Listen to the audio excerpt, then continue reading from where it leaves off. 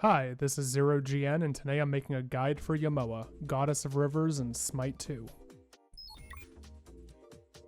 Yemojah is a magic damage-based tank that is optimally played in the support role in Smite 2. Being the only true healer in the game, she offers something to the game that other supports cannot, a consistent form of sustain for her teammates and herself. We'll first go into her abilities, her build options, and throughout explain some cool technique you can apply to her gameplay to set yourself apart from other players, as well as allowing your team to have the upper hand. Yemojah, unlike some gods like Odin or Ymir, is a support that will essentially provide no damage to her enemies in both early and late game, and instead is a purely supportive and disruptive character. Her passive is Omi, giving her a unique mana bar that refills based on her current percentage of cooldown reduction gained from items, with her abilities using a set amount of Omi. In addition to this, all of Yemojah's abilities, even her autos, heal her allies for a set amount depending on her level, starting at 1 and ending at 5, for every half second over the course of 6 seconds. This means you should always be tossing your teammates with an auto at timed intervals in order to keep them on the up and up during laning phases or during downtime at objectives. Her 1 is a unique ability, as it alternates between two forms whenever you use it. The first form being Bouncing Bubble, a projectile that bounces off the ground twice before exploding into smaller projectiles on impact. This projectile's path is based on distance. Maximum range allows you to hit both warriors and archers of a minion wave, while putting it up close allows you to hit a target in melee range with both bounces. Enemies hit by this ability are slowed.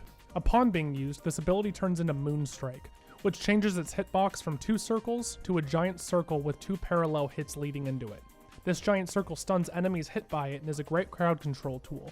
The hitbox is deceivingly large and can stun multiple people easily. Her 2 is Mending Waters, which will be a huge tool for mid to late game engagements. This fires a projectile which hurts enemies, doing extra damage to those who have shields, and heals allies while providing them a shield.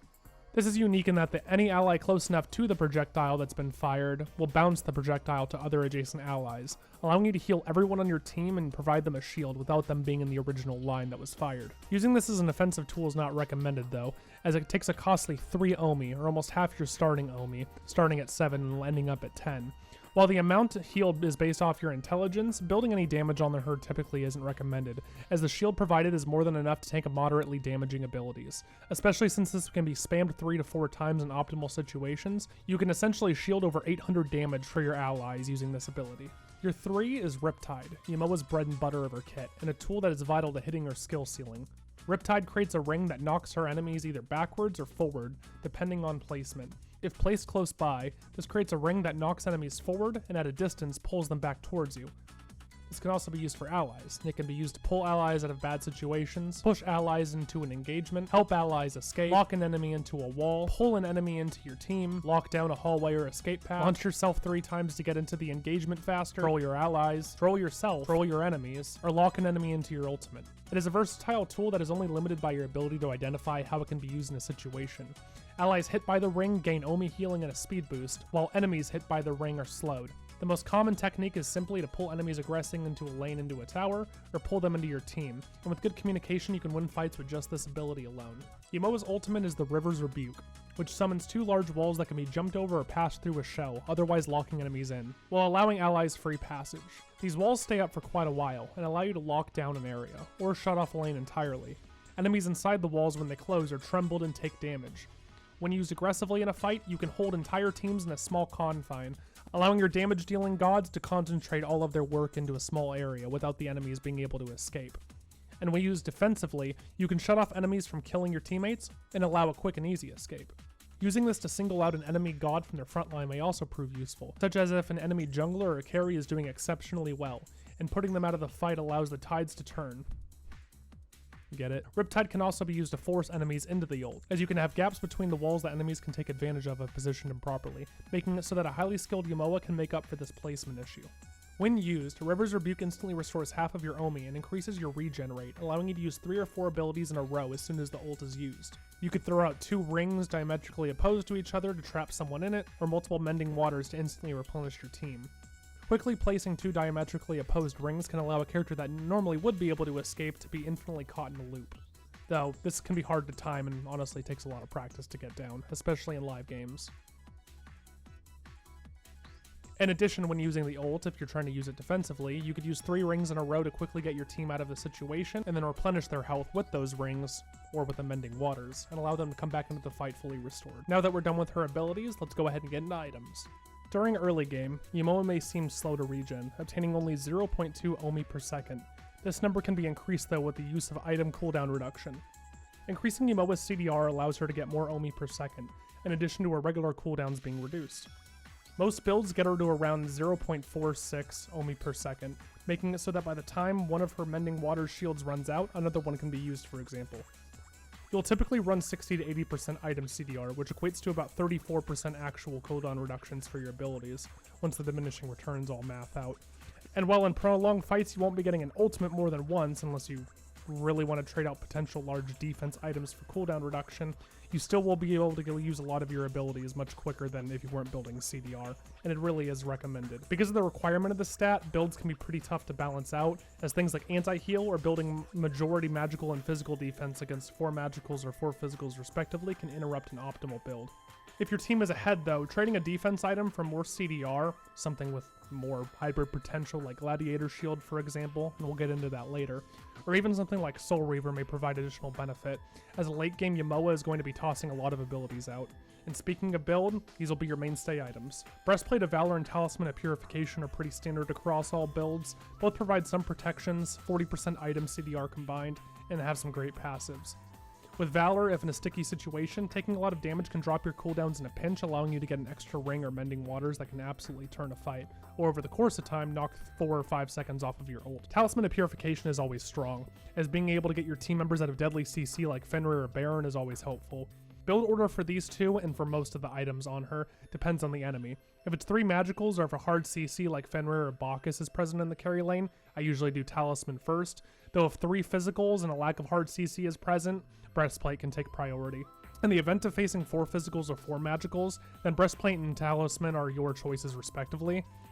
Usually you want to do Breastplate for physical, and then Talisman for magical. If the enemy has 4 physicals, Talisman is typically the only magical item you should build. Even building hybrid items that have both physical and magical protections isn't advised, unless their single magical really is doing that much damage. Grabbing Breastplate of Valor, Mystical Mail, and Pharaoh's Curse is usually the strong thing to pick. If they have 2 or more auto-attack focus gods like Danza, Jing, Amaterasu, Loki, or Bellona, Nemean Lion is always a strong pick.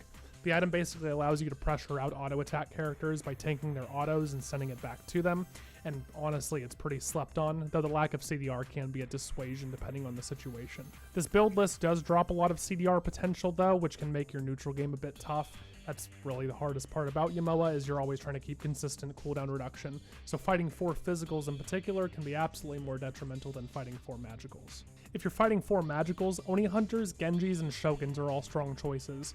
On both builds I enjoy Eye of Providence though, which gives you decent protections, a substantial health boost, and a large sentry ward every 60 seconds, allowing you to toss it on fire or gold from further away without getting yourself into a fight.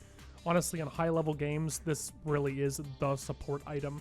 Always having a sentry ward on hand without having to spend the gold, especially since you'll be moving quite a bit from the level 10 to 15 range, just bouncing back and forth between mid and solo, it's definitely a top tier item to be getting. Circe's Hexstone gives cooldown reduction and a large amount of health, and is an active item that can help you secure a kill or act as an escape due to Yemojah's lack of conventional movement, especially in situations like this, where getting CC'd as you go through your ring makes it so that you have to awkwardly leave and walk back into your ring, which can result in a quick death. Honestly, stats-wise and just usability-wise, Circe's Hexstone is absolutely a pinnacle item. Other common and situational items may include Screeching Gargoyle, which silences enemies in front of you for 2 seconds, which essentially gives you an extra crowd control in fights for providing magical protections and CDR, or as a mix-up, Gladiator Shield, which provides physical protections, cooldown reduction, and the ability to sting a bit harder with physical damage when your opponent doesn't expect it. This can make it so frequent use of Moonstrike can actually pressure out a lot of the squishies in the game. Though again, her builds are entirely situational, and given the info with these items, you should be able to come up with a conclusion of what you want to use every game with enough testing of what works where. That really is the only problem with the character though. You're so CDR focused that it can be tough to kind of figure out what you need to use and when you need to use it, and for the most part the strong rule is just to have at least 60% CDR in all of your builds. For the insane people though, you can also play Yemojah as a carry because of either a bug or a feature. The item Sunbow is not able to drain her mana since she doesn't have conventional mana, With her already large autos, Yemojah can toss out giant line abilities of pain, and while not being able to do the most insane damage, for a character so naturally tanky, I have seen cases of this working, and it's rare. I don't recommend it though. If Yemojah throws herself through a ring, it counts as a CC and disables Sunbeam Bow, making it annoying in the middle of a fight when you have to make sure you're keeping it active at all times, and overall again, she's not a carry god. Her movement speed is quite low, she doesn't scale particularly well off a lot of these items, and it's basically a gimmick. Overall, Yemojah in this game definitely feels different to Smite 1. Without dedicated healing items in this game like in Smite 1, she can feel like she's stuck in a drought at times, while completely dominating a team fight at others. She's a high skill floor and high skill ceiling character that involves a lot of situational decisions to make the outcome of a team fight favorable. At her worst, she can single out enemies for the team kill, lock down objectives, or change the direction of a fight, but at her best, she can become a huge problem for her enemy, allowing individual team members to be plucked into bad situations, ulting to lock enemies into a small box, or even completely ending a fight. The ability to refresh your entire team's health bar during a fight, or quick resets, she allows a lot of constant pressure and really is a god that you should consider playing if you want to play the support role in Smite 2.